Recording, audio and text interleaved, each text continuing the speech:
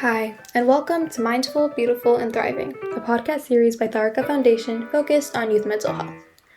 Before we begin today's episode, I just wanted to let you all know that all content that is found in our podcast is created for informational purposes only.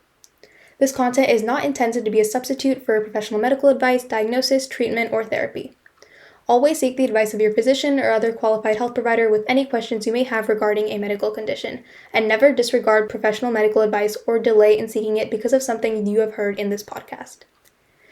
Thank you so much, and without further ado, let's get started. Welcome to Mindful, Beautiful, and Thriving, a podcast series by Taarika Foundation focused on youth mental health. This week, we're continuing our series about stereotypes. I'm one of your co-hosts, Emily. And I'm Aria, your other co-host. In this second episode, we're going to talk about some stereotypes that target and affect teens and stereotypes on social media. Our last episode covered stereotypes in school, microaggressions, and prejudicial bullying, so be sure to check that out if you have not already. Let's talk about some stereotypes that target teens in general. There is a wide-held bias against teens that a lot of adults believe. Usually, adults place teens into a category that says we're inherently up to no good, and even when an adult has known a teen for a long time and knows they're a good person, the adult trusts the stereotype more than they trust the teen themselves. On top of that, many adults have the expectation that teens should have their future planned out and should be doing everything they can to get into good schools and get good grades, sports, extracurriculars, and the list goes on. Personally, once I experience that double standard stereotype, it makes me anxious, and I feel like saying, why not just fit the bad stereotype because the other expectation is inachievable? This can lead teens to feel like they aren't good enough for their parents or other adults, or that they will never meet their expectations. And eventually, even if these kids feel comfortable enough to actually share their feelings, many adults will just tell them they're being quote-unquote sensitive. And this leads to a never-ending cycle of teens feeling like they are not good enough for their parents and bottling up their feelings. The lack of trust does not let communication happen, which is essential in building a healthy relationship without stereotypes. What do you think, Emily? I think that it's a pretty big issue, and this can harm teens' self-image or the way that they view themselves. Especially nowadays where more and more teens are feeling insecure about themselves, bullying from others could really damage someone. Within the past couple of years, suicide rates in teens have been rising really fast, so it's super important that teens feel comfortable in their own bodies to be who they really are. One example of this outside bullying influence is body shaming people. Social media creates a harmful stereotype saying that people need to have a perfect body to be pretty and things like that.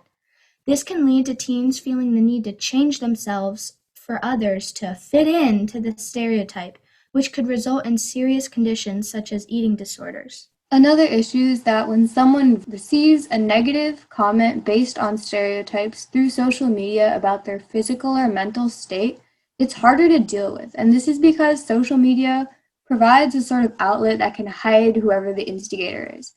And not being able to know who the other person is can leave the victim feeling a sense of helplessness because they cannot stand up for themselves without taking extreme measures. Another major way stereotypes spread is through influencers and celebrities in the media.